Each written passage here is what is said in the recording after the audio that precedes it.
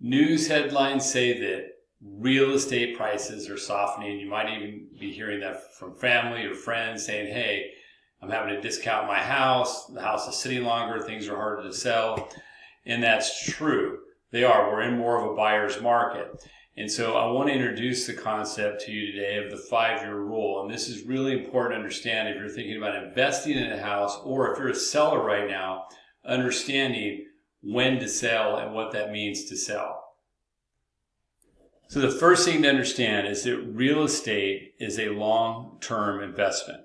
It's not a short-term investment. And what the 5-year rule says is you need to probably stay in your house at least 5 years to make a profit. And I'm going to show you why. It's because it avoids the month-to-month price fluctuations that happen on a short-term analysis. Okay, so let's look at some data. Home prices usually rise over time.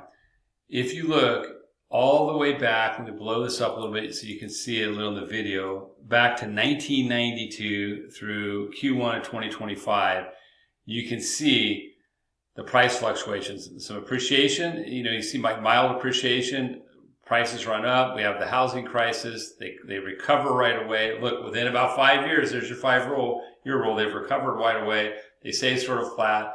Then you've got here, this is the COVID run up.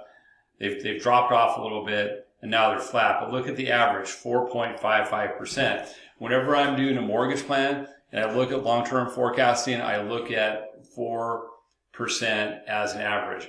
And when you take out this right here, and like in Texas, this is a national average. In Texas, it's much higher. For the last 30 years, it's significantly higher.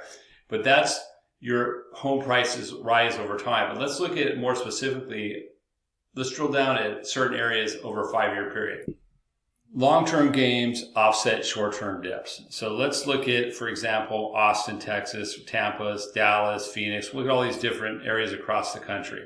So in blue, it's since 2020, and then in orange, it's year over year. So Austin, since 2020, prices are up 33%. Year over year, they're down 5%.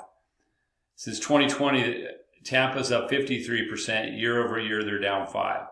And you can see all across the board, except for Louisiana, 5 years are up 1%, year over year 2.4%. But everything else had these huge gains and then small dips over time. So that's what happens. You tend to see that real estate will run up, it might take a little dip, and then it runs up, but the long-term trajectory is slowly up. So what do you do if you're a seller? The problem that any seller's having right now is really if you purchased within the last 3 years. And why is that? You haven't had it 5 years. You don't have enough equity built up to make it worth it, to be able to have some price adjustments and still sell your house.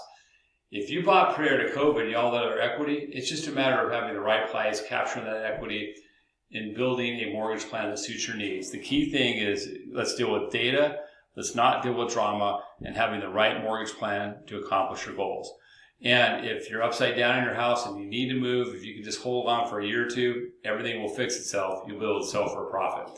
So thanks so much, and hope you have a great day.